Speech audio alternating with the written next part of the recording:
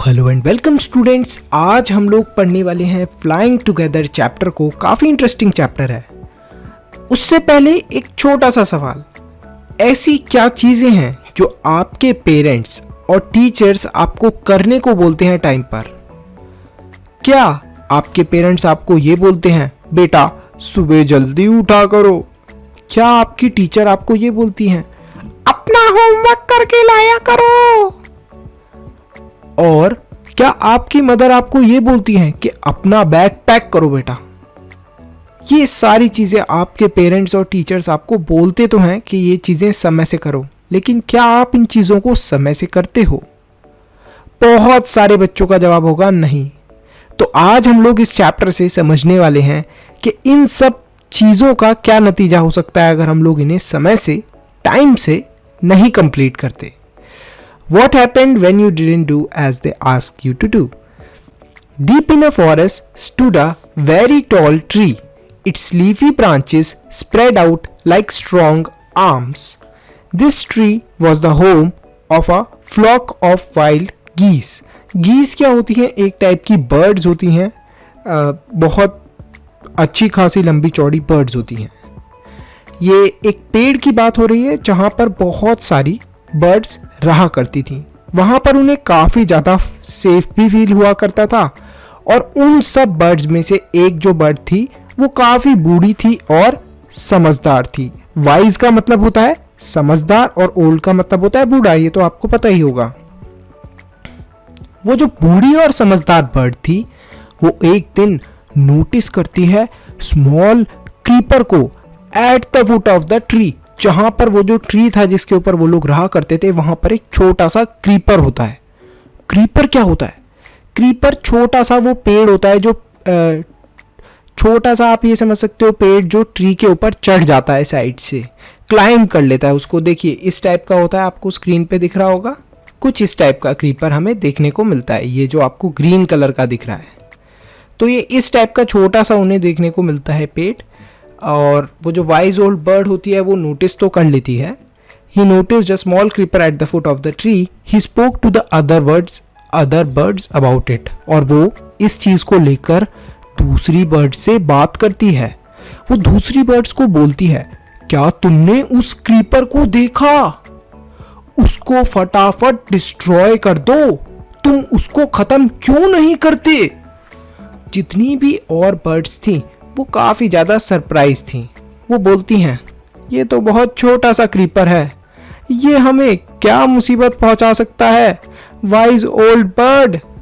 तो जो wise old bird होती है वो रिप्लाई करती है दोस्तों ये जो छोटा सा क्रीपर है ये कुछ समय के बाद बहुत बड़ा हो जाएगा और धीरे धीरे कर कर ये पेड़ के चारों तरफ चढ़ने लगेगा। ये थिक भी हो जाएगा, मतलब मोटा भी हो जाएगा और स्ट्रॉन्ग भी हो जाएगा, काफी ताकतवर भी हो जाएगा। इस चीज को सुनकर एक जो गीज होती है, मतलब एक जो दूसरी बर्ड होती है, वो वाइज ओल्ड गीज से पूछती है अच्छा अगर ये बड़ा हो जाएगा, स्ट्रॉन्ग हो जाएगा, थिक हो जाएगा तो इससे क्या होगा? क्या हार्म कर सकता है ये क्रीपर हमें? तो वो जो वाइज ओल्ड बर्ड होती है उसको रिप्लाई करती है don't you see, replied the wise old bird. With the help of that creeper, it will be possible for someone to climb this tree. A hunter can come up and kill us all. तो वो जो wise old bird होती है वो ये बोलती है कि क्या तुम्हें दिखता नहीं, ये क्रीपर अगर बहुत बड़ा हो गया तो एक दिन एक हंटर आकर हम सबको जान से मार सकता है। इस बात को जितनी भी बर्ड्स थी वो सुन तो लेती हैं, लेकिन वो वाइज ओल्ड बर्ड को यही बोलती हैं अच्छा ठीक है, हम लोग देख लेंगे, अभी कोई जल्दी नहीं है, अभी तो ये बहुत छोटा सा है और बहुत ही गंदा होगा अगर हम इस छोटे से क्रीपर को डिस्ट्रॉय कर देते हैं। और इसी चीज को सुनकर जो ओल्ड बर्ड होती है वो उन सब बर्ड्स को एडवाइस करती है नहीं अभी इसको तबाह कर दो, ये अभी छोटा है, इट इज टेंडर, मतलब अभी बहुत छोटा है, and you can cut it easily, और तुम अभी इसे आसानी से काट सकते हो। कुछ समय बाद ये बड़ा हो जाएगा और इसको काटना भी बहुत मुश्किल हो जाएगा। जितनी भी और बर्ड्स होती हैं वो बोलती हैं हाँ हाँ ठीक है, हम लोग देख लेंगे। Answer the birds, but they did not destroy the creeper. लेकिन वो जितनी भी बर्ड्स होती हैं वो क्रीपर को डिस्ट्रॉय नहीं करती। They forgot the wise old bird's advice. As the creeper grew it began winding its way up the tree. Stronger and stronger it became until it was as strong as a thick rope. One morning, when the geese had gone out in the search of food, a hunter came to the forest. तो यहाँ पर क्या होता है कि जितनी भी birds होती हैं उस वाइज ओल्ड बर्ड की बात नहीं मानती और क्रीपर ग्रो करता रहता है। देखते ही देखते कुछ समय बाद वो क्रीपर चारों तरफ से उस पेड़ को बहुत ताकत से जकड़ लेता है। अब वो क्रीपर काफी बड़ा भी हो चुका था, स्ट्रॉन्ग भी हो चुका था। तो ऐसे ही एक दिन की बात होती है कि जितनी भी बर्ड्स थी वो सुबह सुबह उधर से निकलकर, उस पेड़ पे से निकलकर खाने की सर्च में उड़ रही होती हैं। तभी एक हंटर यानी कि एक शिकारी वहां पर आता है। वो देखता है इस क्रीपर की तरफ और उस क्रीपर की तरफ वो देखता है और क्या बोलता है, so this is where the wild geese live. यहीं पर वो वाइल्ड गीज रहती हैं, वो वाइल्ड गीज वाली बर्ड्स रहती हैं। अच्छा, मैं शाम के समय आऊँगा जब वो लोग अपने खाना ढूंढने के लिए खाना लेकर पूरे फॉरेस्ट से वापस आएंगी और तभी मैं उन्हें पकड़ लूँगा। हंटर पेड़ के ऊपर चढ़कर अपना जाल बिछा देता है। शाम के समय जब जितनी भी वाइल्ड गीस होती हैं वो वापस आती हैं, वो ये चीज़ नोटिस नहीं कर पाती कि वहाँ पर जाल बिछा हुआ है, यानी कि वहाँ पर नेट है। As they flew into the tree they were trapped. They struggled hard to get out but could not. और वो सब उस जाल के अंदर फंस जाती हैं। सब बर्ड्स बहुत दुखी होने लग जाती हैं। वो कोशिश करती हैं उस जाल से निकलने की, लेकिन वो नहीं निकल पाती। जितनी भी बर्ड्स होती हैं वो चिल्लाती हैं, हेल्प हेल्प हेल्प, हमें बचाओ कोई, हम लोग इस जाल के अंदर फंस गए हैं जो इस हंटर ने बिछाया था, अब हमें क्या करना चाहिए।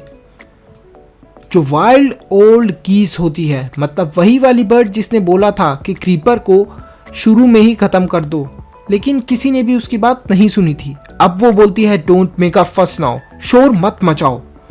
Long ago I told you to destroy the creeper. मैंने तुम्हें पहले ही बोला था कि इस क्रीपर को खत्म कर दो, लेकिन तुमने मेरी बात नहीं मानी।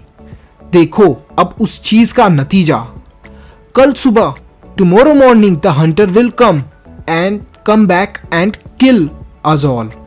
अब कल सुबह वो शिकारी वापस आएगा और हम सबकी जान ले लेगा। We were foolish, wept the birds. जितनी भी और बर्ड्स होती हैं वो बहुत दुखी आवाज़ में बोलती हैं, हम लोग बेवकूफ़ थे जो तुम्हारी बात नहीं मानी। हम तुमसे माफ़ी मांगते हैं और अब हम तुम्हारी सारी बात मानेंगे। हमें बताओ कि हमें क्या करना चाहिए। Then listen carefully replied the wise bird. जो बूढ़ी समझदार बर्ड थी उसने रिप्लाई करा कि अब मैं जो भी बताती हूँ उसको बड़े ही ध्यान से सुनना। When the hunter comes, you must all pretend to be dead. Pretend मतलब ऐसा नाटक करना कि तुम सब मर चुके हो। Just lie still, ऐसे लेट जाना जैसे कि तुम्हारे अंदर जान ही नहीं बची है, मरने की एक्टिंग करना। The hunter will not want dead birds. जो हंटर होगा उसे डेड बर्ड्स की तो जरूरत होगी नहीं और वो तुम सबको ग्राउंड के ऊपर फेंक देगा जिससे कि वो आसानी से पेड़ से उतर सके। और हंटर को पहले से ही पता होगा कि ये सब बर्ड्स तो डेड हैं, तो ये उड़ भी नहीं पाएंगी, तो ग्राउंड पर फेंक दूंगा मैं, तो आसानी से पेड़ से उतर कर मैं इन बर्ड्स जो डेड बर्ड्स हैं इनको कलेक्ट कर सकता हूँ। When the last of us have been thrown down, we must quickly get up and fly away. और वाइज ओल्ड बर्ड होती है वो ये एडवाइस देती है कि जब हम सबको वो एक एक कर कर नीचे फेंक देगा, हमें धीरे धीरे कर कर उड़ते जाना है, जिससे कि हम लोग अपनी जान बचा सकें। और इसी तरीके से हंटर सुबह सुबह आया। वो ट्री के ऊपर चढ़ा क्रीपर की हेल्प से, और उसने देखा कि कितनी सारी बर्ड्स फंसी हैं आज तो नेट में। अरे अरे मजा आ गया। लेकिन वो जब उनकी तरफ देखता है तब वो बोलता है, हाय राम, ये तो सब मरी हुई हैं। और जैसा वाइज ओल्ड बर्ड ने उन्हें बताया था वैसा ही हंटर ने करा।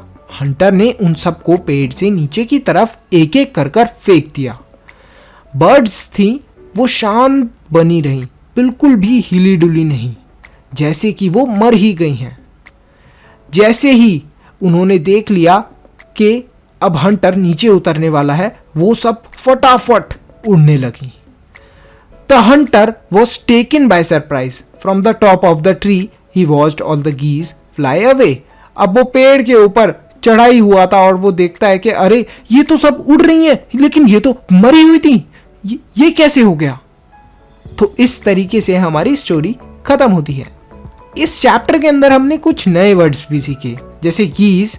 गीज का मतलब होता है लार्ज वेब फुटेड बर्ड्स, जो बहुत बड़ी बड़ी बर्ड्स होती हैं जिनके पैर बड़े से होते हैं, उन वो वाली बर्ड्स की एक वैरायटी होती है। Creeper, plant that need support to grow usually along a wall or a tree. Creeper वो वाले प्लांट्स हो गए जिनको सपोर्ट चाहिए होता है, किसी वॉल के ऊपर चढ़कर वो ग्रो कर पाए या फिर किसी ट्री के साइड से वो ग्रो कर पाए। वाइंडिंग का मतलब होता है किसी भी चीज के ऊपर सर्कुलर वे में लपेट जाना, लपेटना, घूम जाना या फिर। मटर्ड, spoken in a low tone, मतलब मटर्ड मतलब मन ही मन जो लोग कुछ धीरे धीरे बातें करते हैं, कभी हम भी मन ही मन बातें करते हैं, तो उस टाइप की लैंग्वेज को हम लोग बोलते हैं कि he is muttering, he मटर्ड। Flapped, flapped का मतलब होता है moving wings up and down. Flap मतलब अपने पंख खोलकर उड़ना, अपने पंख ऊपर करना और नीचे करना। इसी के साथ स्टूडेंट्स मैं आप लोगों को एक सवाल भी देना चाहता हूं। मैं देखना चाहता हूं कि कितने बच्चे इस सवाल को अच्छे से आंसर कर पाते हैं। Why did the geese pretend to be dead? जितनी भी वो बर्ड्स थी उन सब ने ऐसा नाटक क्यों करा था कि वो मर चुकी हैं? आप सबको इस सवाल का आंसर अच्छे से पता ही होगा, तो फटाफट कमेंट सेक्शन में इसका आंसर लिख दें। Thanks for watching students, see you in the next video.